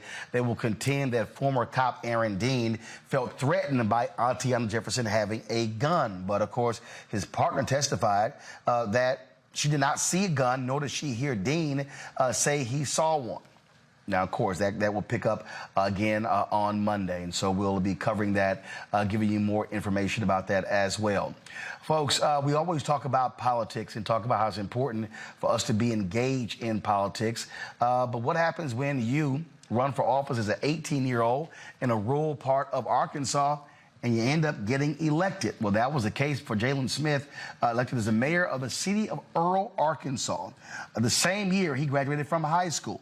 He's going to leave the town about 25 miles north of Memphis, population 1,785. He beat Nemi Matthews, a sanitation superintendent, who got 235 votes to Matthews' 183 votes. Smith campaigned to improve public safety, bring new businesses, and a much-needed grocery store to Earl, Arkansas. Joining us now is the mayor-elect of Earl, Arkansas, Jalen Smith. Jalen, how you doing? Doing good. How you doing, sir? So how did you come around to this decision? You were sitting around in high school going, you know what, I can be the mayor. Yeah, so well, high school, it all started in high school with Student Government Association. And in the organization, we made a difference in school. Not only we made a difference in school, but we made a big impact in the community. And so with that impact we made in the community, I wanted to do more, and I decided to run for mayor. Now, did any of your classmates, family members, or church members, or anybody else say, have you lost your mind? No, they were actually excited. I had some friends say, boy, you can't do that, but most of my friends and family was very excited about it. Now, again, making this decision, what did you go through to say, I'm going to jump in and I'm going to make this happen? Well, when I go through, like, How long did you think about it? I thought about it for like 2 months before I decided to put my hand in the hat for mayor. I started my campaign January 1 of 2022. And when I first announced my campaign, a lot of people, took me as a joke, he don't want to be mayor. He don't want to be mayor. And so as that time goes, people saying he's too young, he has no experience, he can't be mayor. I just kept going because I use negativity as motivation for me. So, less than 2,000, rural town. And what for you is the number one issue in Earl, Arkansas? The number one issue in Earl, Arkansas is public safety. A lot of people, our police department is not a 24/7 police department.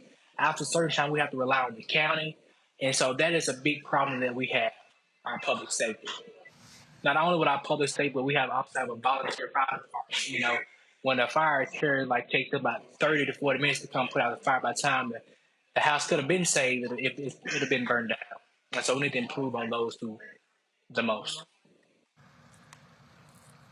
All right. Let's see here. Questions from my panel.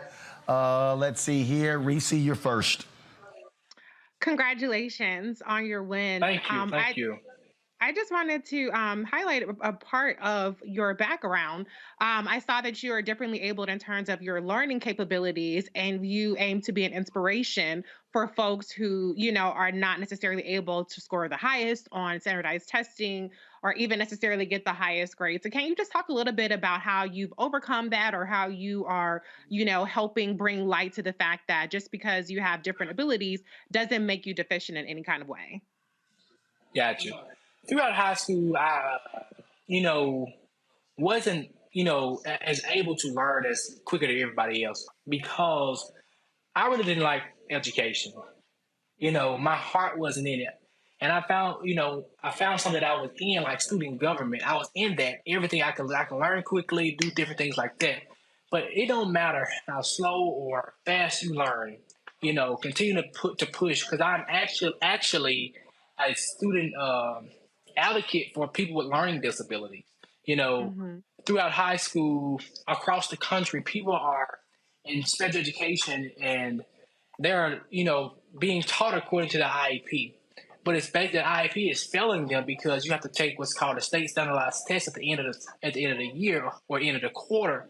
And when you take those tests, those students are still failing because, how can you teach a student based off the IEP and you giving them a state standardized test that's on grade level? That's impossible.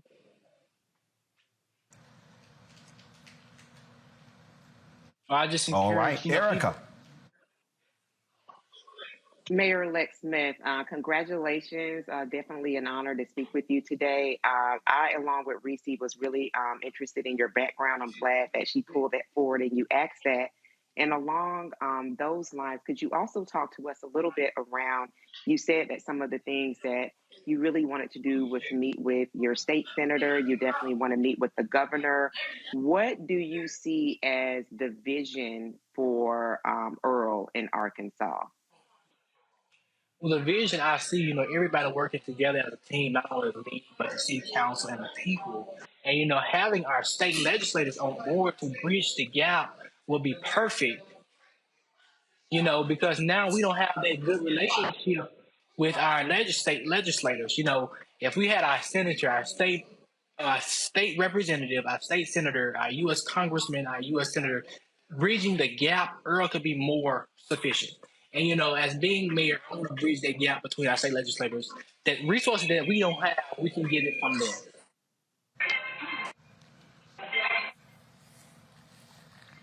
Greg Carr. Thank you, Roland, and congratulations, brother mayor-elect. When I was just a couple of years older than you, there was a cat in Louisiana named Cleo Fields. He was at Southern University at the time, and he ran for the state legislature and won. He became a congressman, went back and forth, wondering whether or not mayor is the ceiling of your political aspiration?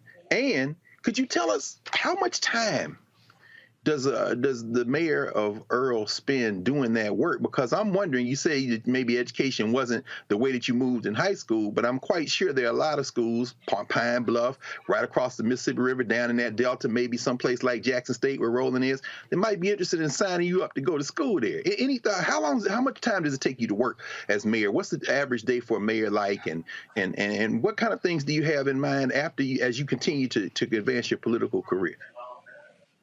A mayor's job here supposed to be from 8 to 5.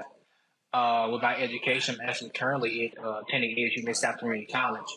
But with balancing mayor and my education, of course, my education is a priority and mayor is a priority. So I would balance that by going to school online as far as college wise. And with mayor, for us, we have a lot of work we have to get done here within the city of Earl. Like when I say work, we have a lot of work. We have to improve on our public safety, our streets. We have to improve on our beautification of the city, because our city, when you come in of the city, it's so, with paper on the ground, like everywhere. So we want to improve on those areas, not only those areas, but flooding issues, grocery store, because a grocery store is a big piece that people want here with their community. And I know it's going to take work, because when I was in high school, I was told no a lot, but as man I am, I kept going to get that answer, because I know behind every no, somebody's waiting to say yes. Yes. Go ahead, man. Yes, sir. Well, Jalen, first of all, congratulations. First of all, is the mayor of Earl a paid position? Yes, sir, it is.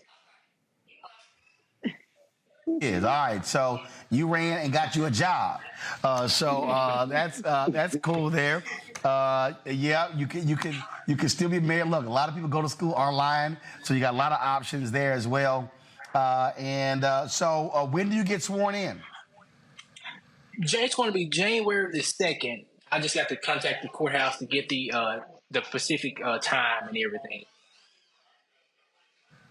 Okay, all right then. Well, look, good luck with that. Hopefully, y'all gonna live stream your swearing in, so all the folks around the country can check it out. Are you planning on throwing some kind of inauguration ball? Yes, sir, I am. Come January, I will be doing that. All right. Well, yes, let us know, and we'll be sure to let folks know so they can drop on by. Congratulate you, Jalen Smith, 18 years old, the new mayor, the mayor-elect of Earl, Arkansas. Jalen, we appreciate you joining the show. Thank you all for having me. And lastly, I saw you got some advice from the mayor of Little Rock. That's a very smart move, considering he's an alpha man. So very smart of you to call him mayor of Little Rock. Yes, sir. All right. Jalen, good luck. Thank you. Thank you. Pretty cool there, Greg, Reese, and Erica. Look, I mean, he's starting early. Mm-hmm. Hey, man, that's them Southern Negroes, man. You see that confidence? That boy, he mess around and be the president of the United States. That's right. That's how we do it. Well, trust me, can I point out that I'm sure he'd be a hell of a lot smarter than Sarah Huckabee Sanders, who just elected governor. Mm-hmm. But can I point out that no city and no town is too small to get involved in? The fact that this is a small town and it took a couple hundred votes to win does not diminish him. Because if you look at John Fetterman, who was the U.S. Senator from Pennsylvania now, he started in this very small town of Braddock. And now look at him. And so, anybody who is in a small town, don't be discouraged. Don't think that it's too small and too insignificant to get involved. So I definitely want to salute the mayor-elect for that part. And learning that so young. And I would just love to add to what. Well, and look, I mean, he's actually doing the work. This is what we talk about on this platform, right, Roland? You have been preaching this for decades and decades, but specifically on this platform for the last 4 years, you have been saying you see a deficit, you see some issues, things to be wrong. Go get engaged. And this young man plugged himself in with differing abilities. So to Reese's point about the size of, your particular township, municipality, wherever it is, you all know I am from a small town from Albany, Georgia, hold it down all the time. It does not determine what your destination is, because one of the things that he said in that piece is that he also wants to be a great political asset, along as an inspiration as well, to let people know that, look, you can do exactly what I'm doing too. So kudos for Mayor-elect Smith for doing the work that Roland Martin has been preaching for years and years. Brother found a deficit and got engaged. I think about, Mondale Robinson, who ran for mayor of Enfield, North Carolina, a population almost the same size as Earl, Arkansas. And I remember we had Mondale on the show. This is a town that's virtually all black. But what was crazy is about 2,300 people there, and they had this Republican mayor. And very few black people, they dominate the city. Very few black people even going to the city council meetings. He ran on a very progressive agenda, got 75% of the vote. So the whole point here is you can't just sit around and talk trash and complain and whine about what needs to be done if you don't want to be engaged and get involved. And so, look, look, the voting age is the voting age. If you can vote at 18, you can run at 18.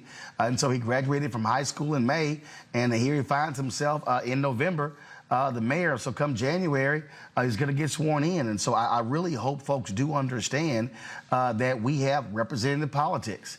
And there are rural towns, there are small cities, suburban towns around major cities where people can run. And y'all hear me say all the time as well that all these elections, I was on a chat last week and the people complaining, oh my God, you got to raise lots of money. No, there are a lot of elections out there that don't require a lot of money. It's just a matter of you get involved. I just think just a lot of people are hoping somebody else stands up and does the work. And a lot of us just want to sit around and complain. Hey, Roland, while you down there and going to speak to the Jackson State Tigers, and I don't want nobody mad at me from Arkansas Pine Bluff, but maybe whisper in the ear of the president of Jackson State, tell him maybe he might want to offer him a scholarship for one of them online degrees. Because he's in the Mississippi Delta, right down the street. Oh, yeah. Yeah, I like that. No, absolutely. That's exactly what should happen. And so I would hope that any number of HBCUs out there see this story and say, hey, man, we'd love to have that student, that young man to be a student at our university. And so, again, great story, and we're glad we reached out to him, able to get him on the show. All right, folks, got to go to a break. We come back more on Roland Martin Unfiltered, our Black and Missing. We'll also give you an update, some headlines as well, plus our marketplace segment. So, and all that more right here on Roland Martin Unfiltered, broadcasting live from the campus of Jackson State University. We'll be right back.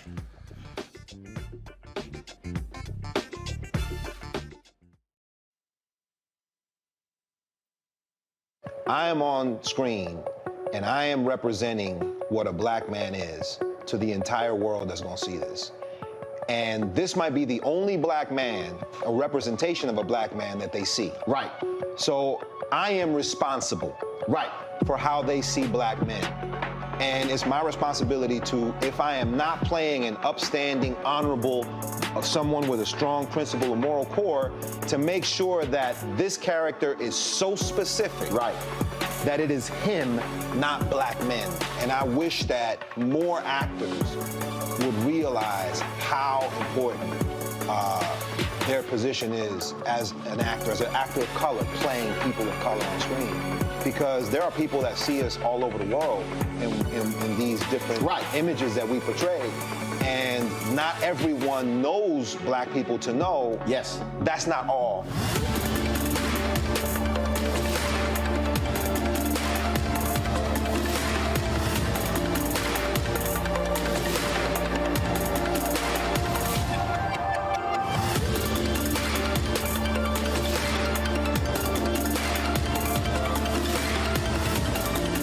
My name is Charlie Wilson. Hi, I'm Sally Richardson Whitfield. And I'm Dodger Whitfield. Hey, everybody, this is your man, Fred Hammond, and you're watching Roland Martin, my man, Unfiltered.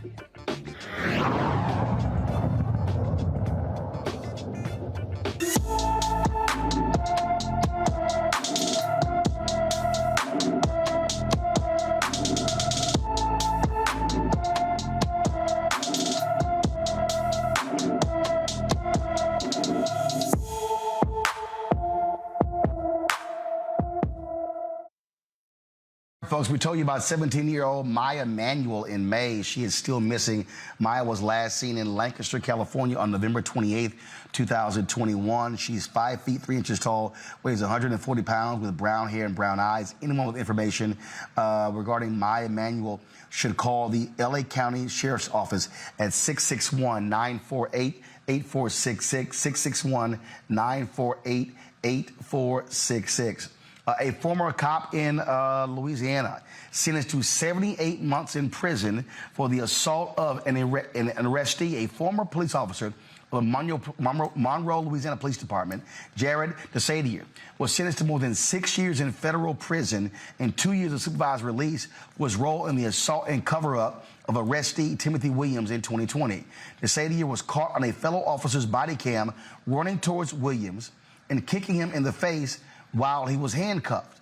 Now, the other thing is, he actually asked the cop, was his body cam still on? And he was actually caught on camera. See, this is the thuggish behavior we always talk about, Reese, Erica, and Greg, with these cops. And one, this is why body cam footage is vital.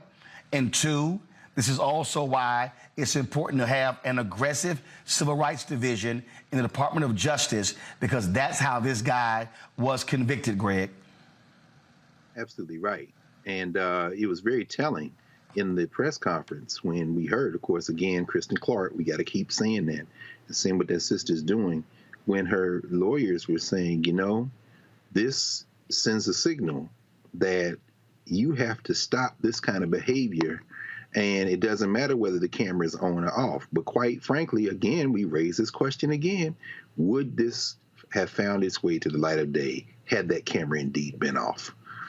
I mean, it really does send a chilling effect. Again, all these devices we have, I saw it yesterday here in downtown, right up here on Georgia Avenue. There was a brother who's clearly not clear in his thinking. And I heard somebody, a loudspeaker, say, "Get away from the car, get away from the car." I looked around. And this black man was pointing at this police car, and this cop had the loudspeaker on. "Get away from the car. The cop got out of the car and went around to confront the brother. But everybody near there pulled out their cell phones. And from across the street, I said, "Leave that man alone." He looked around. He looked at everybody. He got back in his car. Get involved. What you just heard Erica say and Reese say, electoral politics, run for office, but also, you stop the damn police. Sometimes you bear witness, if enough people do that. And this is another example. He wanted that camera off so he could do what he wanted to do.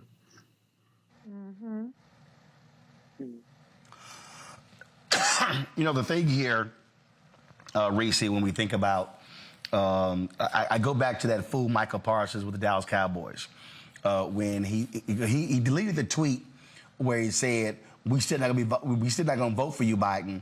Let me remind people, the Trump DOJ, Jeff Sessions and Bill Barr pulled back on the prosecution of cops. They said that it was hurting morale of police officers. This Biden-Harris DOJ, led by Kristen Clark, Civil Rights Division, they've been very aggressive at putting cops behind bars, as well as folks who are correctional officers and wardens. First, let me say, Micah Parsons, shut your stupid ass up. Shut your dumb ass up. Nobody even asked you for your endorsement for who you voting for. You probably didn't vote. I looked at his timeline. The only reference to vote was vote for him for some sort of Pro Bowl or whatever kind of bullshit. So you ain't even no voting advocate one way or another anyway. So shut the hell up. But to the point is, it matters who you have in these positions. Elections have consequences. Kristen Clark, Vanita Gupta, even Merrick Garland, for some of his faults, it makes a difference. Now we have consent decrees coming back. Now we have pattern and practices investigations coming back. Now we have hate crimes convictions and some measure of justice for these kinds of atrocities that are being committed all day, every day. And so anybody that wants to make it seem like this doesn't make a difference or it's not moving the needle at all, then I want to know what your priorities are. Because it seems like you don't want to have anything that's related to policy. You just want to bump your dumbass gums on Twitter or whatever else. And so I'm relieved to see something happening here. And I think we need to be really paying more attention to what's happening with the Civil Rights Division, because I do think that they are starting to send a message. And to Dr. Carr's point, it does matter having your cameras out. It's not just the body cam footage, because we've seen in cases around the country and in past years where it takes years to get the body cam footage. Or people say one thing about the body cam footage and it's a whole other thing that's happening. They get turned off. And so the involvement of people who are around to witness these kinds of things is important. And then the last thing I'll say is, I wish that we could get to a point where it didn't take footage. It didn't take stuff being leaked. It didn't take going viral to get folks to act on holding these police officers accountable. Erica. Yeah, I mean, this is stormtrooper culture thriving at its best. And I think that when people look at what does work is an administration with people that understand the work. And the work might not be something that, again, folks will see in an Instagram reel that'll take anywhere from 6 to 10 seconds to digest, but that work is being done and we're all better for it. I think that this also underlines the importance of understanding, honestly, what folks are supposed to be doing in communities. That police, again, are supposed to, they're paid by us, by taxpayers, and they're supposed to be serving and protecting. And again, if we, Dr. Carr just explained an action that he took along with people that were around him to get one person with this presumption of authority overall, that's the stormtrooper. But seeing that kind of crowd coming back and letting him know that we see you when we got you on footage caused him to think again. So as Dr. Carr said, get involved, but also not just in the recording and the social media piece, but again, get engaged in what's happening in your community. There's sometimes advisory boards, things of that nature that are set up that sometimes have little to no representation on it. And representation meaning that if you got white police officers or police officers in your community and it's all Black, there should be some people that are on a board, representative looking like you, that are there to talk about issues that they're having with those people in their community. So again, this is just another lesson here on Roland Martin Unfiltered, to say this again does say that this is why it's important to vote.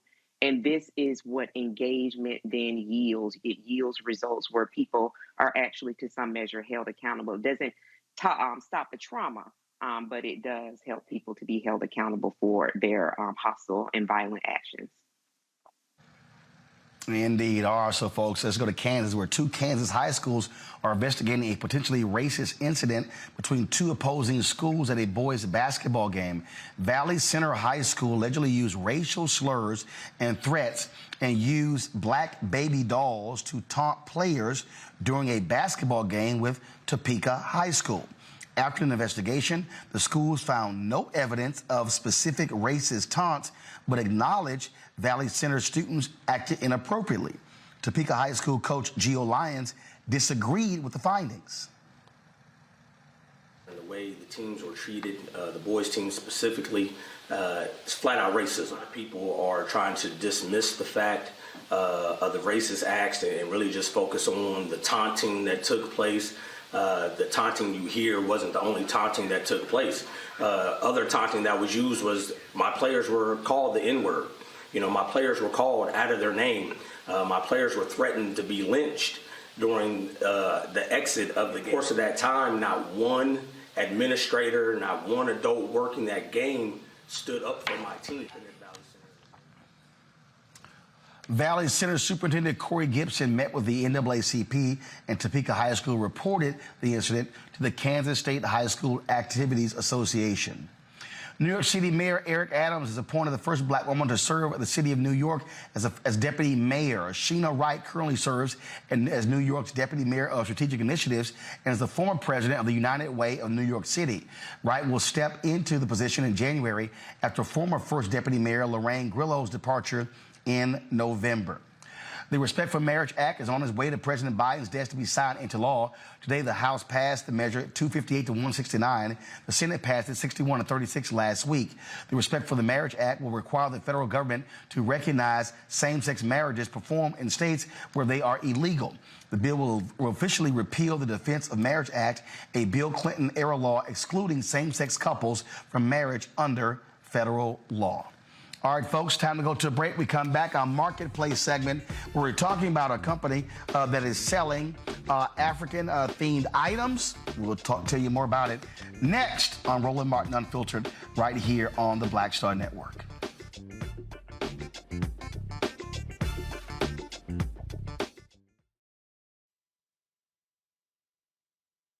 Hatred on the streets, a horrific scene, a white nationalist rally that descended into deadly violence.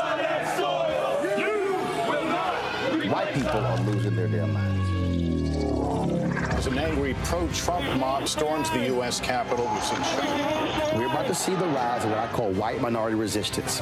We have seen white folks in this country who simply cannot tolerate black folks voting. I think what we're seeing is the inevitable result of violent denial. This is part of American history. Every time that people of color have made progress, whether real or symbolic, there has been what Carol Anderson at Emory University calls white rage as a backlash. This is the rise of the Proud Boys and the Boogaloo Boys. America, there's going to be more of this. Here's all the Proud Boys, guys. This country is getting increasingly racist in its behaviors and its attitudes because of the fear of white people. The fear that they're taking our jobs, they're taking our resources, they're taking our women. This is white fear.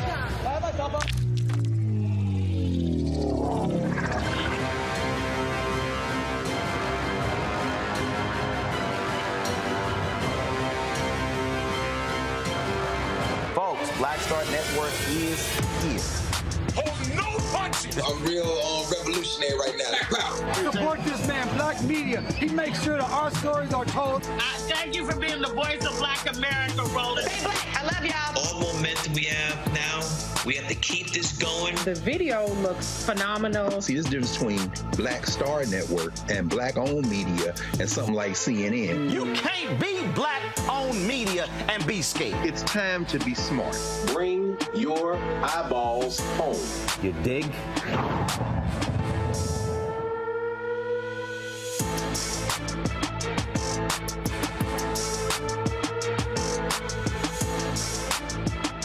When you talk about blackness and what happens in black culture, we're about covering these things that matter to us, speaking to our issues and concerns. This is a genuine people-powered movement. There's a lot of stuff that we're not getting. You get it, and you spread the word. We wish to plead our own cause. Too long have others spoken for us. We cannot tell our own story if we can't pay for it. This is about covering us. Invest in black-owned media. Your dollars matter. We don't have to keep asking them to cover our stuff. So please support us in what we do, folks. We want to hit 2,000 people, $50 this month, raise $100,000. We're behind 100,000, so we want to hit that. Y'all money makes this possible.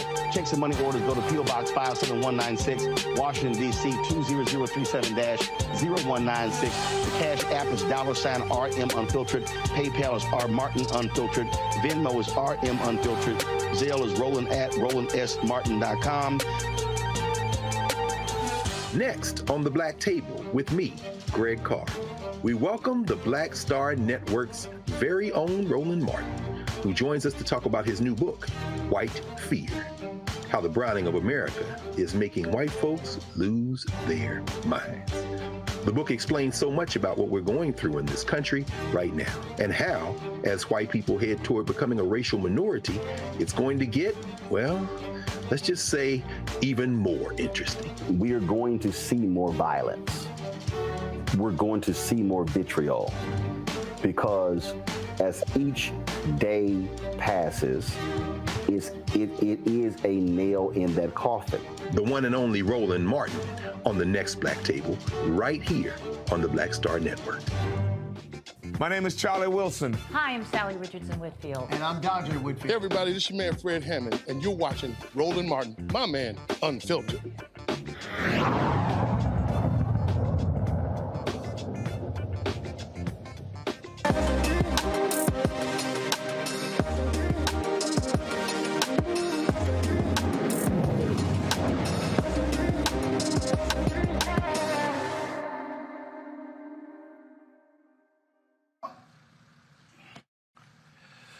All right, folks, finding high-quality fashion brands that include Black pride is challenging in today's marketplace. In 2004, Origin founded Origin Culture, a Black-owned premier high-quality brand known for inventing one-of-a-kind African-shaped items such as bags and luxury-inspired items. Now, Origin Culture debuts the anticipated Back to Life collection in 2020, unveiling a circular Africa and peace sign medallion bag to spark the holiday season and conversation. The founder and creative director of Origin Culture is here to talk about his innovative and much-needed fashion line. Archie, glad to have you here. How you doing? I'm doing very well. What about you? How you doing? I'm doing great. And so you have an increasing number of folks, obviously, a lot of folks who have been interested in these type of items. Actually, a pretty cool bag there at Backpack in the shape of Africa. And so how have you seen the company grow since you first launched? It's grown very well. Right.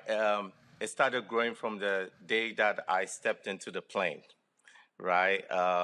And I was coming from Ghana. Right. And then when I stepped in, right then I sold everything on the plane. Right. From people giving things. And now it's grown very, very well. But what's grown more is our own pride. That's what I'm loving the most. Now, how many different items do you actually make? Well, let's put it this way. So I have the Africa bags, right? And I do have the medallion bags, which was inspired by hip hop in the 90s, but of course it certainly goes all the way back to the 80s, right? And then I just released the Africa passports. So the United States of Africa passports. This was just recently, probably a couple weeks ago. And I also have the belts, which is also being released. But I think the most of what people really like the most too is the bags and the scarves that are also shaped in the same shape of Africa.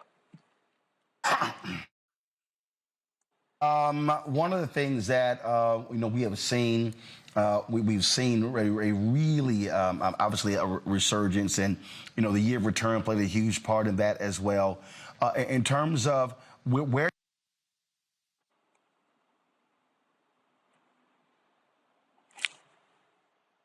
Sorry, I couldn't hear you. It went on mute.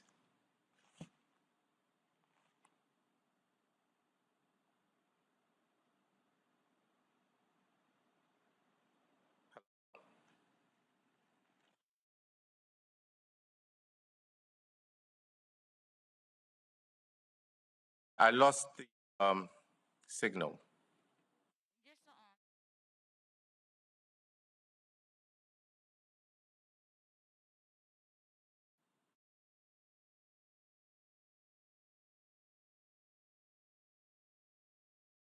Can you hear us, Brother Origin, myself, Reese, and Erica? Yes, I could hear you now. Yes, I could hear you. Okay. Well, while we're waiting on Roland to come back, let me ask you a quick question, brother. Obviously you're a son of Ghana.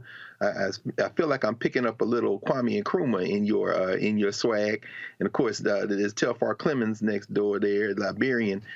I saw that you mentioned in an interview, I think it was with Essence, where you talked about you ran a magazine for about 10 years, and you say you launched some of this stuff out of the home of W.E.B. Du Bois. I've been to that house, man, where he and Shirley spent the last of his life. Talk to us a little bit about your philosophy of Pan-Africanism, brother, because it seems like it's all over what you're doing. Yes. I always say to people that I didn't choose to be here. I was chosen to be here, right? And everything aligns accordingly, right? So, for example, that's why I launched the magazine at W.E.B. Du Bois's house. That's where it was launched. That was the beginning of it. And as a matter of fact, I also got the blessing from Molifi Asante. Yes. Was in the temple. He was my teacher when I was in Temple. And when I started the Origin Culture, I actually asked him, what do you think about this? And he says, you have my blessings. So there's a lot of blessings I've had from people all over the world. I actually had blessings also from Winnie Mandela, personally, where she said, my grandson, I want you to do this. So when it comes to us launching this at W.E.B. Du Bois, it was also another sign. What does Pan-Africanism mean to me? For me, I always say, I don't believe in an African dream without Africa and the diaspora in the Africa dream. There's no African dream without Africa and the diaspora, plain and simple. So that's what Pan-Africanism means to me. And as you see, that's why even if you realize I just launched the Africa Passport. And Africa Passport is pretty much saying that we are all Africans. Whether you were born in Jamaica, whether you were born in America, whether you were born in UK, we're all Africans, and we cannot see an Africa the way we want to see Africa without us all coming together. That's beautiful, brother. Hey, man, I asked you more. I'm back. Before my good. I'm back here. Before my mic dropped out, the question I asked is, where are your items made? Where are they manufactured? Well, yeah. So I have some stuff that I made in Ghana, and then I also have some that I also made overseas. What I've learned is I look at where the quality of product is, right? Or the quality of raw material is. And that's why I also get my sourcing and also production also done at. So there's some stuff that could also be done in Ethiopia. And there's some stuff that we could also look also in some places like India because they have quality of the things that they have there. Question, Erica. Yes, thank you so much. It's so great to be on and talk with you today because interestingly, 2018 Essence, one of my good friends actually met you. She has had one of your backpacks since 2018.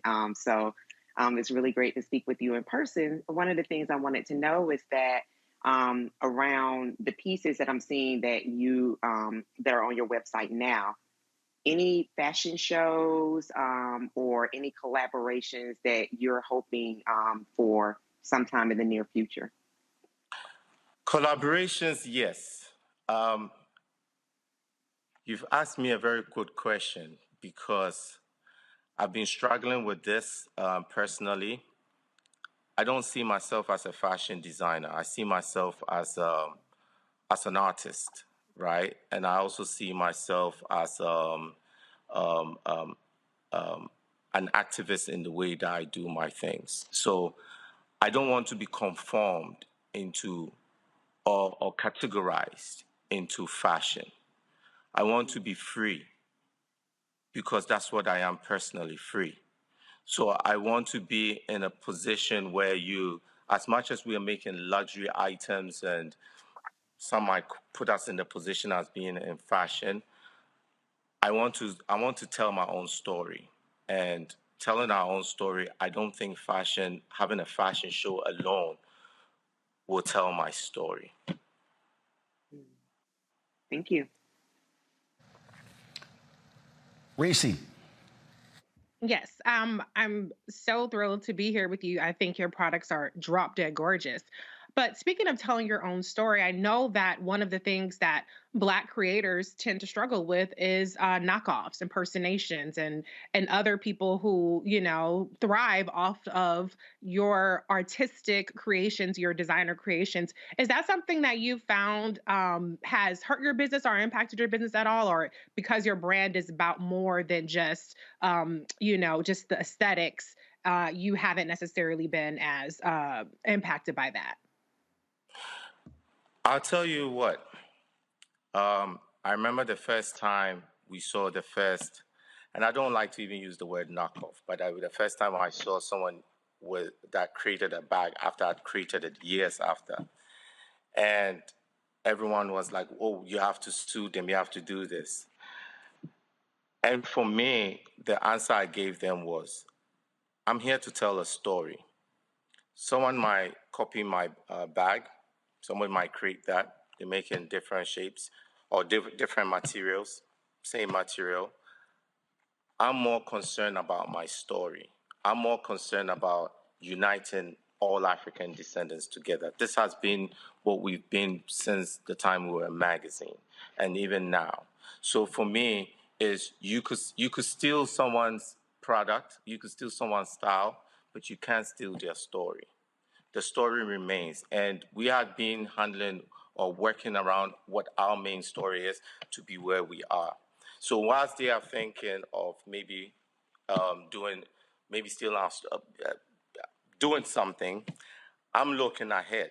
I'm looking about more of how can we tell the story. What matters to me is what we're doing right now. That's what matters to me. The fact that I'm coming from Ghana, and then I'm having my brothers and sisters on here and we're chatting. That is what matters to me. What matters to me is someone walking down the street and having pride of where they're coming from. That's what matters to me. What matters to me is what happened at Full Circle, or what happened at the Year of Return, when everyone goes to Ghana and then we all hugging each other and loving each other. This is what our ancestors wanted us to be. That is what matters to me. Love that. Thank you so much. Folks, the website is Origin Store, ORIJINSTORE.com. The promo code is Roland Martin 20. Roland Martin 20, 20% off all products. Archon, we surely appreciate it, man. Congratulations. It looks great.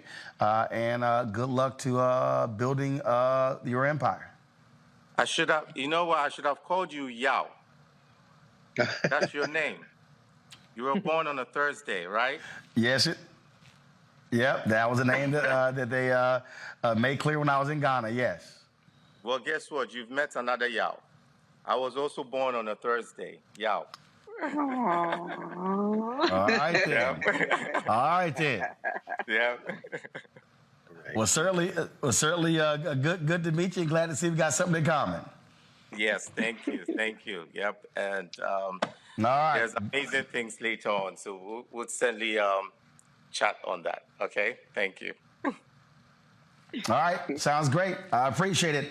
Folks, that is it for us. Let me thank Greg, Reese, and Erica. And also the folks here at JSU TV. I'm on the campus of Jackson State University. I was here Saturday for the SWAT Championship. We're back. I'll be giving the commencement speech tomorrow at 10 a.m. That's 10 a.m. Central, 11 a.m. Eastern. We'll be live streaming that on the Black Star Network. So y'all be sure to check it out. It'll be the 19th commencement that I've given, the 15th in an HBCU. And I've already decided my title, and the title of my speech tomorrow is, You Belong in Every Room You Enter. So I will unpack that thing tomorrow. Again, folks, thanks so much. Let me rest my voice, and actually, I'll blame the Jackson State tailgating. I'm allergic to smoke. Of course, when we walked around, did the interviews last week, all of that smoke actually got into my system, and so it always messes me up. And so I got my throat coat and all my other stuff, so trying to have my voice be as strong as possible tomorrow morning. We'll be guest host tomorrow because I'm flying back to D.C., so I will see y'all actually on Monday. I'll be in Atlanta on Monday from Operations Hope Global Hope Forum, and so Reese will be in the chair tomorrow, and so I appreciate that. And so that way I can fly back because there are no directs, so I gotta do a connecting flight. So I'll be flying all day tomorrow as well. Again, thanks so much, folks. Don't forget, support us in what we do. Download the Black Star Network app. Apple phone, Android phone, Apple TV, Android TV, Roku, Amazon Fire TV, Xbox One, Samsung Smart TV. Also join our Bring the Funk fan club. You, of course, your dollars absolutely matter. Every dollar matters. We want to get 2,000 fans contributing at least $50 each this month. It comes out to $4.19 a month, 13 cents a day. I want to thank all the people who've already given so far. Y'all been great this week, and I appreciate it. Check in money orders. Go to P.O. Box 57196, Washington, D.C. 20037-0196. Cash App is $RM Unfiltered. Of course, PayPal is R Martin Unfiltered. Venmo is RM Unfiltered. Zelle is Roland at RolandSMartin.com. Roland at RolandMartinUnfiltered.com. And don't forget to get a copy of my book, White Fear: How the Browning of America is Making White Folks Lose Their Minds. Available at all bookstores. You can also get it from Barnes & Noble, get it from Amazon as well. You can also order through your favorite black bookstore, or you can also download the book from Audible. Again, thank you so very much. Folks, I will see y'all tomorrow, 11 a.m. Eastern, 10 a.m. Central. We'll be live streaming the commencement, the winter commencements, or as they call the fall commencements for Jackson State University, taking place tomorrow. So looking forward to it. So until then, y'all know how I was in the show. Holla!